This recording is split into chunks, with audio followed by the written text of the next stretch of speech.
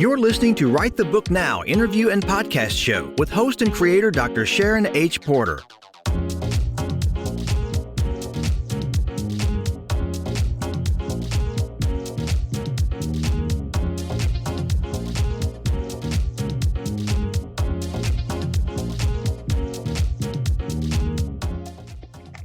Good evening, everyone. This is Write the Book Now. I am Dr. Sharon, and I have wonderful contributing authors of Gyrlfriend Code, the Sorority Edition. Welcome, authors. How are you this evening? Great. Wonderful. Thank you for having us. Yes, we are so excited to be here. You guys are all a part of this wonderful anthology. I tell you, we just could not be more excited about the launch that is happening next month, July 27th in Alexandria, Virginia. And we're just here today just to give a little insight on who you are and a little bit about your chapter.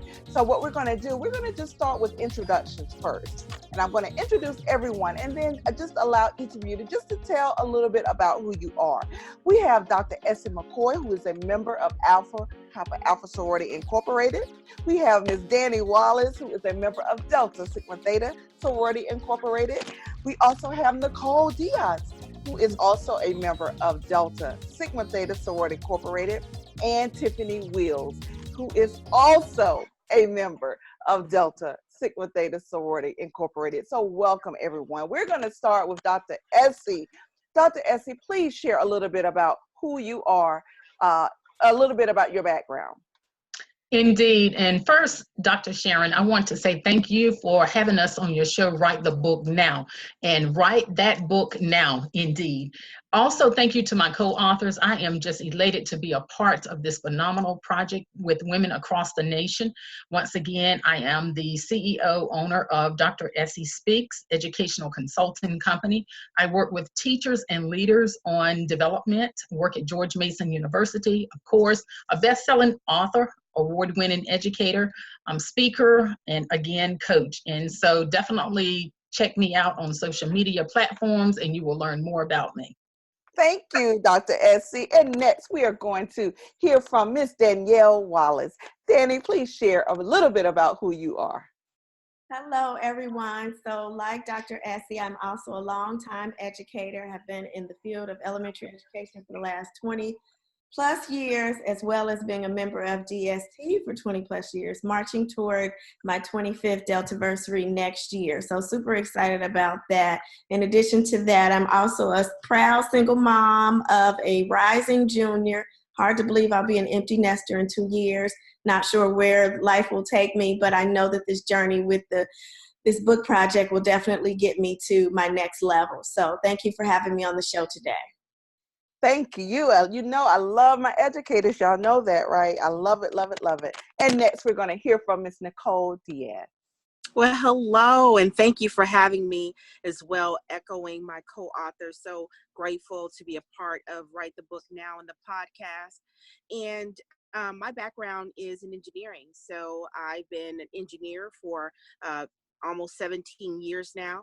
I have an MBA and I work for Johnson & Johnson. I've been with them for 13 years.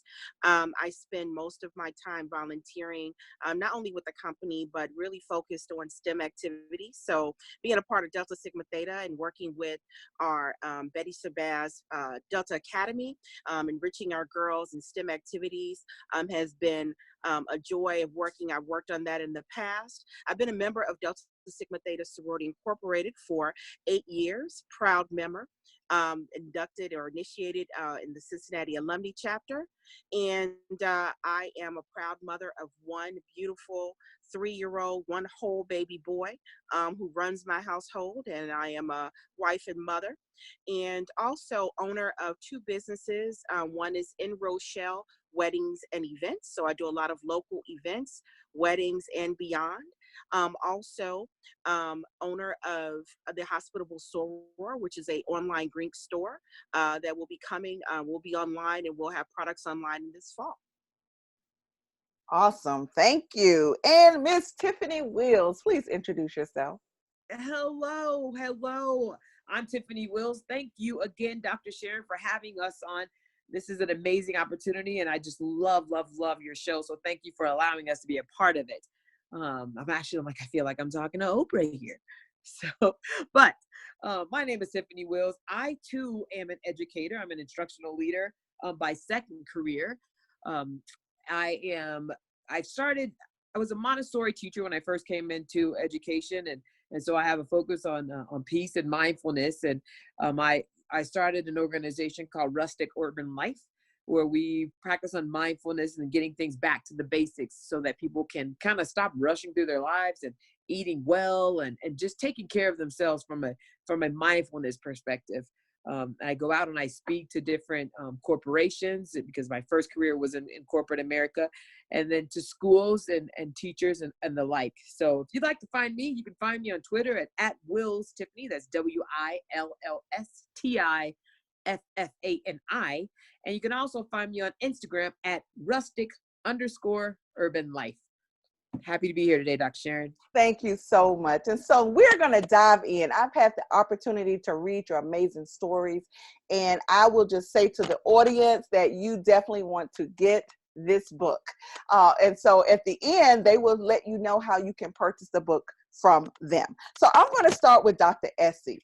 Dr. Essie, you are the Enrichment Code, and your title for your chapter was Level Up with Sisterhood. So my question, Dr. Essie, you started by talking about your blood sister, who is also your soror, and how you really had to embrace that, because I think she's actually younger than you are, but she actually came into the sisterhood before you did. Can you talk just a little bit about that? Indeed, thank you so much. And my chapter is the Enrichment Code. And so I talk about my sister, who had asked me for 20 some years, because she's been in AKA for 25 plus years. And she definitely continued to ask me to join the organization. And I would always tell her that I was so busy doing other things, working on degrees, doing leadership programs, what have you. And then I had an opportunity to really sit down with her, and it was the right time in my life. So I actually joined at the graduate chapter level about 3 years ago. So I'm new to this sorority, but I'm really excited to continue to learn more. It was a journey for us, and you must read the book, you must read the chapter to learn even more about our relationship. It grew stronger because we are both, once again, blood sisters and also sorors together in the organization. And so definitely it is really intriguing to know that I was able to join with my sister. At the time, I was in the Alpha Psi Omega chapter in Wilmington, North Carolina. I am everywhere from Florida to DC to Maryland, Virginia. So right now, national chapter, but definitely I'm excited about what we did together and that process of learning from her. And we grew together, even though she is younger than me. I had to sort of take a back seat because she had 20 plus years on me and been in the organization for 25 plus years. Wow, I thought that was just so intriguing, that whole process there. So thank you, Dr. Essie. And so we're going to move to Danny. Danny, you were the Forgiveness Code, and your title of your chapter was April Showers. So I want to talk, because you really had some really deep thoughts in your chapter that individuals will definitely want to read about. But I want to talk about one instance after 6 years in your marriage, you all actually had a divorce, basically. That was not it. What struck me was the thought that you said you went back to one of your girlfriends, and you said after a second year of marriage, you took a leave of absence, basically, from your girlfriends because you wanted to be attentive to your marriage, basically, is what I got out of that. Yes. But what you said is when you couldn't be a girlfriend to your friend, she was then a friend to you when you needed it the most. That was so impactful to me. Can you talk a little bit about that? So I will be the first one to say that vulnerability was the key to this writing process for me as a first-time author. And I knew I had to dig deep, but I wanted to encourage someone else who maybe has to kind of tap into that level of vulnerability to kind of fix the wrongs. And so for me, it was a leap of faith to even contact her in that way because we are line sisters. We still had general contact with each other, but not nearly as much as we had prior to me getting married. And so the two incidences are not connected, but you know, you're right. When you acknowledge the fact that you're in a relationship and you're married and you want to be a super wife, so to speak, you disconnect from things that really are there to sustain you and to support you as a woman and as a girlfriend. And so I had to humble myself and pick up that phone and make that call. And thank God, because she is just that type of a girlfriend. There was no way she was not going to receive the call. I didn't know that. But because of the nature of who she is and the nature of our relationship that we've had since we were initiated in 1995, she was already going to be there for me. So it has been a tremendous rebirth for our relationship. If you interact with us now, you could totally see that. But I in writing the chapter, I definitely asked her permission to share our journey as girlfriends, because it's not just about going through a divorce. That's something very personal, but it's what happens on the other side and who's there to support you when you may or may not have been very supportive yourself. And so I'm very grateful that that relationship was able to sustain such a traumatic situation. Exactly. And what I got out of that really was the epitome of what the girlfriend experience really is all about. That's what really spoke to me about that piece. So thank you for that. So let's go to Nicole. Nicole, you said it's not over, and you were the cultivation coach. I really love that. And so this is what was so interesting to me, because everyone else that I have actually interviewed in this from last night to tonight really didn't have any background on sororities, basically. But Nicole, you said ever since you were 17 years old, you wanted to be a part of Delta Sigma Theta sorority. And I think it happened actually 17 years after that. Yes. Talk about that, please. Wow. It was a journey for me. And, you know, the theme throughout my chapter was that there were people that poured into me when I didn't have anything to pour back. And so I found sisterhood at 17 years old when my mentor actually took me under her wing. She was an engineering student at University of Illinois. She was a mechanical engineering student. She was a leader on campus. She was an RA. She was a member of Delta Sigma Theta, and she didn't know me at all, but she took me under her wing, and I thought, I can actually be an engineer. I can actually be successful. I can do this. And she gave me that confidence and poured into me and gave me what I needed to know that I could succeed. And so I decided to go to that school. And from that point forward, I thought, if this one woman, this one fabulous, devastating diva, Delta Sigma Theta Sorority Incorporated, can pour into me, I want to pour into others, and I would like to become a member of that organization. And it didn't work out for me in undergrad, and I carried that torch for 17 years. But I worked, and I knew that I needed to work hard to reach that pinnacle, which is what I was striving for. So I did the service. I did get the GPA. I got my education. I did perform well in my job. I was a high performer. And that's when I realized, you know what? I've done the work, and now it's time. So I pursued membership in Delta Sigma Theta, and praise God that I got the call. I love that. I love that, because you were persistent and you didn't let it go. That's what I love, because so many times when you don't pledge undergrad, people then, you know, oftentimes life happens and you never get to do that. But you held on to it, and I love that. So thank you for that. Thank you. So we're going to go to Miss Tiffany Wills, gratitude and optimism. You were the support code, Tiffany. And what touched me about your chapter was the point of your initiation. You were actually going through a layoff from your job, and you really felt the support of individuals around you. Can you talk a little bit about that? Yes. So gratitude and optimism is something that is at the core of my existence. And it really is in everyone. It's just about how we bring that out. And like Danny talked about earlier with the vulnerability piece, you know, we aren't really taught to be vulnerable. You know, when we go through these cycles, I was laid off and I'm this superstar, right? I'm super mom, superstar, my job, I'm the person helping other people get their jobs, and then boom, the rug is pulled off from underneath me, and now I have to be vulnerable because I have 2 mouths I have to feed. I'm a single mom. I'm living in this huge house. How am I gonna pay for it? How is all this stuff gonna work? And then, it clicked in me that you don't have to be the perfect person to share yourself with people with respect to your deep thoughts and your feelings and things that are happening to you. Or even though you're used to helping other people, it's okay to let people help you. And that's not a bad thing. So I think the key thing, what got me through that that part of my life, was sorors poured into me, and almost, it was like breaking open a door. And then once I let the sorors pour into me, while I was online, I wasn't actually their soror yet, but they were still pouring into me.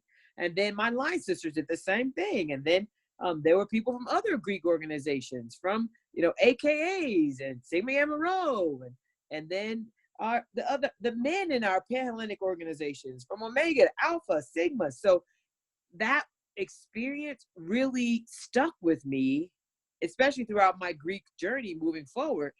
For when that happened to me, I too joined Delta Sigma Theta as an adult 10 years ago, and I was an athlete in college. It wasn't a possibility for me, even though I had the desire to do that. It didn't work out. So when I did, and to be more than I could have ever dreamed, with the support that I had, I was so grateful that these wonderful, amazing women and people decided to choose me to help me to be my best self. So when you have something like that, you can hit rock bottom. If you got a group of people around you that can pick you up and dust you off and push you on your way, what's not to be grateful for? Absolutely. So in that support, you really hit that the support piece was so critical. And I'm sure it helped you through a lot of challenging times, that Yes. support. So I absolutely love that. Thank you for sharing that.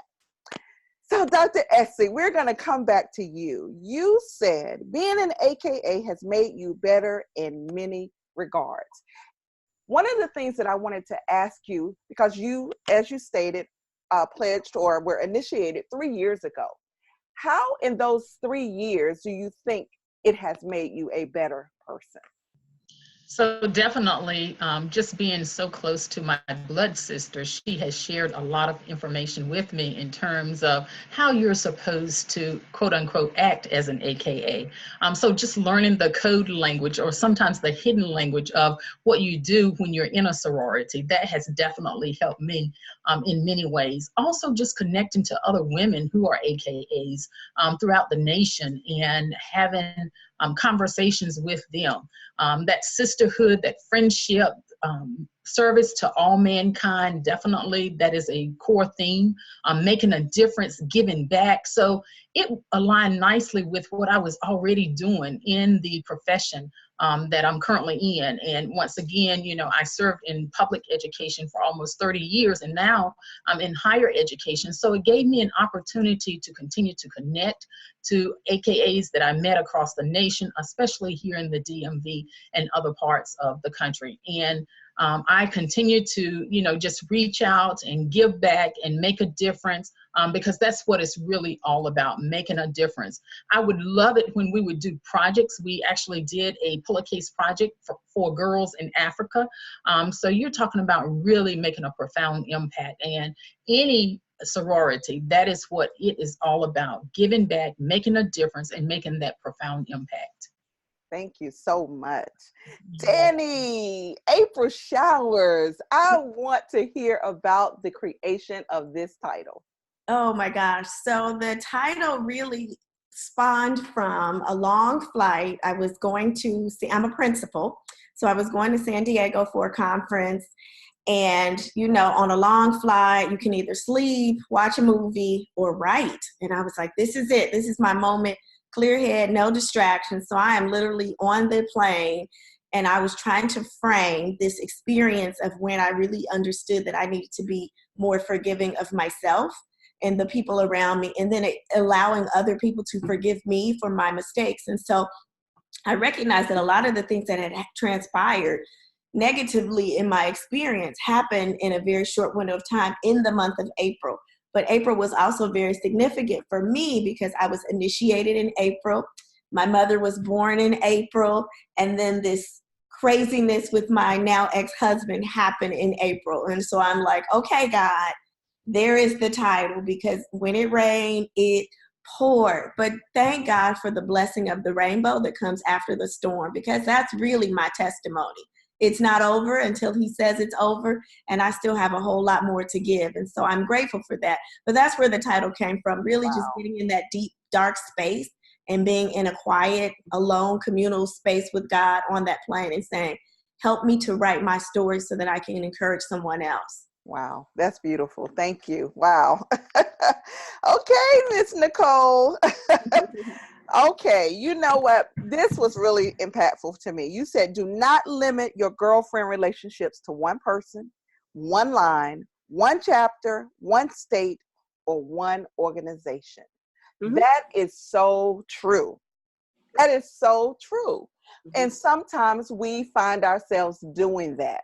So, Yes. so Nicole, please tell me, in your way, how has reaching out to other organizations, other individuals, non-Greek or individuals, how have that assisted you in your success? Oh my. Well, I can even say that I have some of my dearest friends are members of other organizations. Some of my closest friends are AKAs. And I've learned so much in our relationship, which has grown and more, whether I was before I was a Delta and even after. And I could say that knowing what I know now, right? That I had people that poured into me when I didn't have anything really creates a different lens in how I see others. So it doesn't matter if they're Greek or not. When I see someone that needs help, I am more than willing to give them that extra hand. I'm not there to judge. I'm not there to question how you ended up where you are. I'm just here to help you get out of that rut. And so it did change my life perspective and gave me a different lens on how I help others and pour into those who don't have any. They can't pour back. They can't give you anything back but gratitude. If that, maybe they won't, but you know you've done your part to pour into them. I love that. That quote actually made me think of our visionary author. I interviewed her last night, and she said, "You never know who your success is tied to, who your destiny is tied to." And that your quote made me think of that. You know, so many times we live within a box, and we Yes. don't extend ourselves to other things, other people. And we just can't live like that. And so I just really, that was a heartfelt quote, because people need to know that yes, we are Deltas, but that's not all that we know, and that's not all that we interact with. So I Absolutely. love that. So thank you. So Tiffany, we're coming back to you. I think it was in your last paragraph, simply stated, happiness is a choice. Talk about that, Tiffany. You are absolutely right, Dr. Sharon. Happiness is a choice. You have to be careful what you choose. You can choose. I had some of the lowest points of my life during that time when I was laid off. I had experienced it. You'll have to get the book to hear about some of these low points, and I don't want to give too much away, but I chose to be happy. I am not bitter by some of the things that happened to me, that people did to me or didn't do for me or reciprocated or anything like that, because of my choice to be happy. I have joy, and I'm so grateful for that. That I can't ask for anything else. I've been blessed so much, and I have such tremendous favor that I have to find a place to put my blessings. So for me, I have chosen to help others be happy, and to see and help them identify ways that they can be happy and that they can choose to be happy. Because sometimes it's very easy for us to forget and to not acknowledge, or even to bring to the surface, the little simple things that make us happy.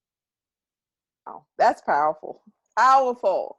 So guys out there who are viewing and listening, you've got to get this book. The stories are just so impactful. All of the authors have just shared just a little bit about just a taste of what you can expect. Our launch is Saturday, July 27th at Courtyard Marriott in Alexandria, Virginia. I am going to ask each of the authors, I want to start with Tiffany, to please share your contact information and where can individuals buy the book from you. You can find me on Facebook at Tiffany Wills.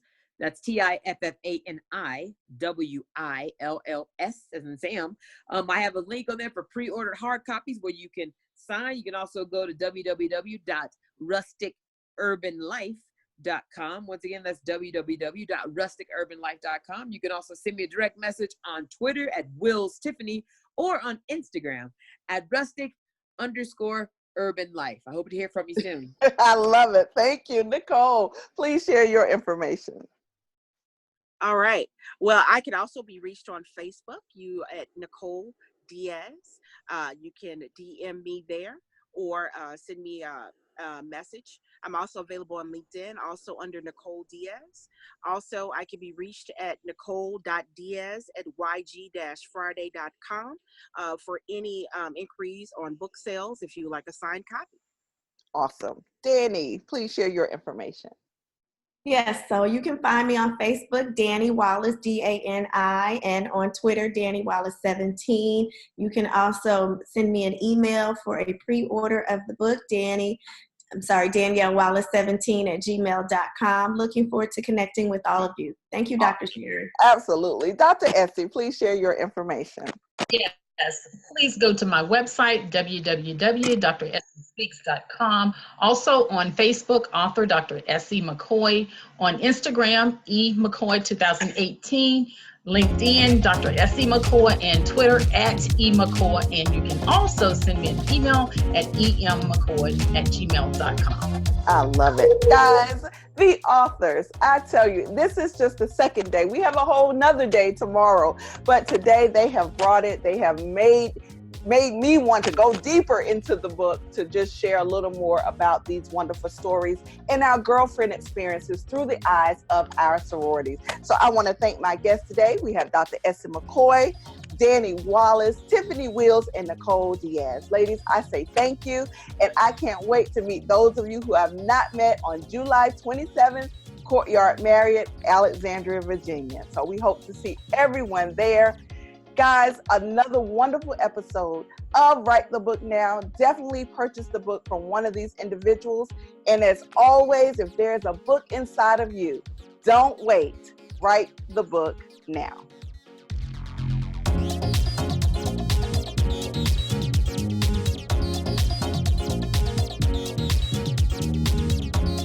Thank you for joining another episode of Write the Book Now. If you are contemplating writing a book, don't wait. Write the book now with Dr. Sharon. Contact her at info@writethebooknow.com. Also, take a moment to follow us on social media at Write the Book Now.